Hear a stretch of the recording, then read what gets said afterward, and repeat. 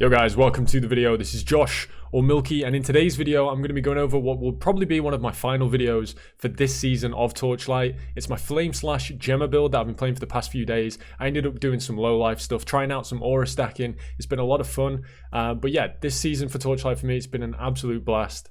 This game kind of came out of nowhere. I had no idea Torchlight even existed until I saw Palstron doing a sponsored stream, and obviously ever since then I've really taken it in stride and really enjoyed making content for the game. So if you join the channel for the Torchlight content, I will be putting it to the side for now. There'll be this video and one more coming in the next few days, but after that we'll be back to the Path of Exile content until we start to build up to the next Torchlight League, because there is a lot of stuff going on with Torchlight that I'm very interested in keeping up with. So I will be playing this game again in the future, but as for now, we're going to be getting full prepared for PoE. Enjoy the video.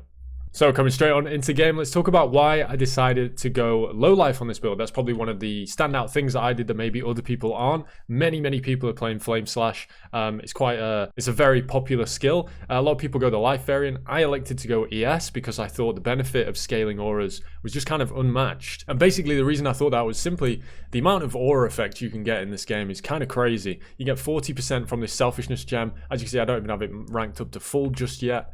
You get a ton from the boots. Here we have 52%. This goes all the way up to 100 if you have them corrupted. You can get 36 on your shield. I believe you can get some on your helmet. There's tons you can get everywhere. 14 there on the chest. Now, obviously, this is very expensive because these are restless mods for the most part. It's that point in the league. The build's going to be expensive. If that's too bad for you, there are going to be other Flame/Gemma builds you can follow. But this, unfortunately, is going to be one of them if you want to go low life. So that's why I elected to go with low life. And now, if you don't understand how Flame Slash works, you'll be familiar with Steep Strikes if you played the Whirlwind build. Flame Slash is also a Steep Strike skill. And when you Steep Strike, you'll see here, it fires out those fires. So you can see in between there's these like Reeve-like attacks, if you're familiar with Reeve in PoE, and then every now and again you get these big flame attacks that come out and they do a ton of damage. This build does an insane amount of damage. I'll show you on the dummy real quick. We'll press all our buttons and literally in one hit we did 99 million. Obviously we can't uncap the dummy anymore, but that's why I elected to go with low life, and that's kind of how the build functions. Now we're going to the skill. Now there are many different options for this. This isn't the perfect setup. This is just what I had the most success with. The things that you do have to use when you're doing a Steep Strike build like this is Slash Duet, which gives you more chance to get a Steep Strike. You got more attack speed for Steep Strikes, and then Raging Slash, which makes those Steep Strikes do more damage. Again, if you played Whirlwind, the Whirlwind build, you'll be very familiar with this skill gem. Now you can hit this. I went Steamroll. I elected to use Steamroll just over Precision Strike because it's better for mapping. You do not need the extra damage. Obviously it's 14% more damage, which is not negligible. My Steamroll isn't really leveled up, but it is what it is. You can go with Precision Strike if you're against bosses. Elemental Fusion is also very good. Added Fire, just look at the number of level of gems we get on this added fire damage from all our supports. It's kind of crazy. Level 29 added fire damage. And then I went with Crit Strike Rate, and this could easily be Crit Strike Damage depending on how your crit cap is. But yeah, there's loads of different ways you can do this build.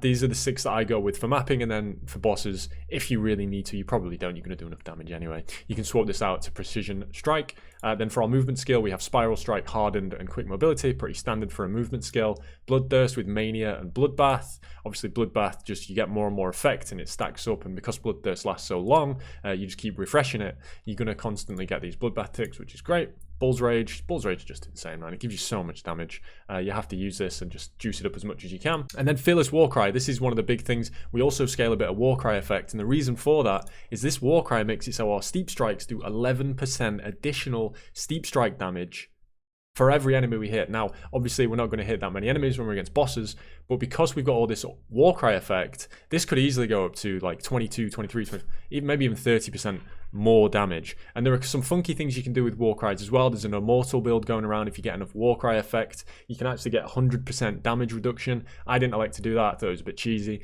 But yeah, so that's what you can do with Warcries. Obviously, I said there's a lot of different ways you can do this build. Auras. Now, one thing you should be wary of if you are going to use the aura stacking method, the boots say you need 6 to 8 auras for them to work. Now, not all of these activation skills or whatever they're called have the aura tag. It has to be skills with the aura tag. So we have Precise, Elemental Resistance. This gem itself is a huge reason why it's good to go aura stacking. Now, it says here 47% elemental resistance, but we have so much aura effect that we cap our resistances basically just with the aura. Look at that, it's crazy. I think we have one all res roll, then we have precise, fearless, swiftness. We wanted to fit in as many of these low level auras as possible just to trigger the boots. Thunder Spirit just for the attack speed. You can go with the fire one as well. Kind of pick your poison, it's all good. Energy Fortress, we want more energy shield just so we're more durable. Precise seal conversion is kind of mandatory for this build. It's pretty expensive as well. Do need a restrain as well. But yeah, you can cut the Thunder Spirit and you should be fine. Maybe you'd have to cut the Flame Imbue. Without the precise seal conversion, you're just not doing this. So, and then we just have Rejuvenation, just as our last one. So that's the skill gems. Now, importantly, to go with those skill gems and all those auras, it's important that we use off the beaten track. This is a Warlock talent. We're not actually spec'd into Warlock. So you do need to go with this on your Infinity. Very important, so you can get all these auras on without them reserving even more mana. This is an incredibly powerful combination when you combo aura effects with off the beaten track and restrain and selfishness. As I say, it just gets crazy. The amount of aura effects you can scale is ridiculous. I'll go into more of the gear now. So for helmet, as I said, this gear is very good. I crafted this up. This was like, I just threw the rest of my currency into it. So we have ES, erosion resistance, skill area, and then aura effect. Obviously ES, sealed mana. The sealed mana is quite important. You could probably cut this, but again, you're going to lose either the Magus or the Flame Imbue. So you can still make it work, but you're going to have to cut something. Erosion res, the one all res roll we need, and then some aura effect. As for the neck, this is a double corrupted neck. The only corruption you really need is this tenacity. This is basically a God of Might talent, which makes it so you gain tenacity blessings on hit. And the reason I went with this is it also gets your curse covered. You don't have to cast a curse or anything like that. So 10% additional ES is an absolutely brilliant bonus to get, but this was just a very good double corruption that I managed to snipe.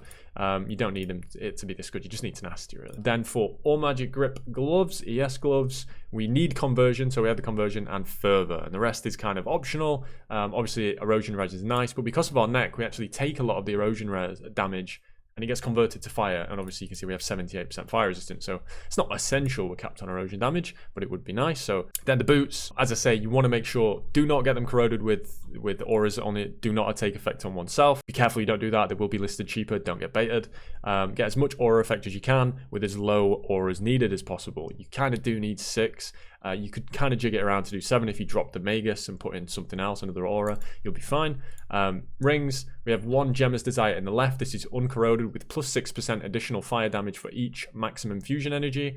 And then in the right, we have this corroded for 6% additional fire damage for each maximum fusion energy. So it's a lot of extra damage, like 56% more damage or something. Then for the weapon, flat fizz, elemental damage, ominous gear fizz, gear attack speed, restless, gear attack critical with cull, and then double damage. Not mandatory to have the cull and the double damage. You could easily just have crit, strike, rain, and crit damage. You just have to change the tree up a little bit. I'll put the tree in the description as if you don't have the cull on your weapon, and if you do get the cull, you just cut the cull points from the tree. It's the ranger tree that you're going to cut them from, and you'll be good to go.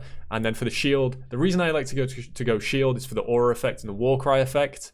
The skill level is brilliant, but it's a 1 in 9 ominous. This cost me so much to make. Obviously, we got really lucky with the corrosion. You don't have to go shield. Hammers are really good as well in the offhand, but shield, this fizz's extra fire is just...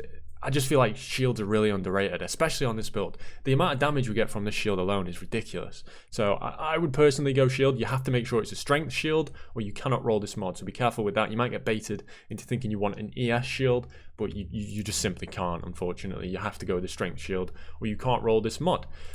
So that's it for the gear. As for the trees, we're in God of Might, Warlord, Ranger. Again, if you're familiar with Whirlwind, kind of the similar tree. We ended up going with Burnout. You can quite easily go Elimination for when you're like culling the bosses. Fueling is just an incredibly strong talent. It means you completely ignore getting any piercing on your build. Fueling is just one of the best talents in the game if you're a fire damage build. Then in Warlord, we went with Sweep. Very possible to go with Rock. I like Sweep for clearing maps. You just get so much more skill radius. Rock is very good though if you're against bosses. It's fantastic really. Then Focus Strike, you can go True Flame for mapping, but Focus Strike just again for bosses, it's just 40% more damage. And then for Ranger, 20% more damage. and also, you know, what here is, it's 30% more damage. So a lot of more multipliers from the talents in this particular setup, and it's just a pretty standard ranger tree. As you can see, we do not have the cull and we do not have the fervor. If you don't have the fervor on your gloves, you will have to come in here, you will have to come in here, and you'll have to cut some more of these extra mods. As you can see, we're 7 points over our 36 needed in here, so you could just cut some of this. And God of Might, we're actually on the money, so you would just need to take the points out of Warlord and go here and maybe cut something else and go here. But yeah, that's it for the talents. So that's it, that's my last build. I put a lot of currency into this. It's been a lot of fun to play. I hope you've enjoyed these Torchlight build guides. I know I've had really good response to them. I'm sorry if you're a bit disappointed that I'm going to be moving away from Torchlight. There will be another video tomorrow, but then that'll be it. We're going back to PoE. So thank you to everyone who has joined the channel throughout this time of playing Torchlight. We will be back in a month or two. And it's going to be good times as soon as the new league hits. But until then, 07, thank you very much for watching, and I will see you very soon.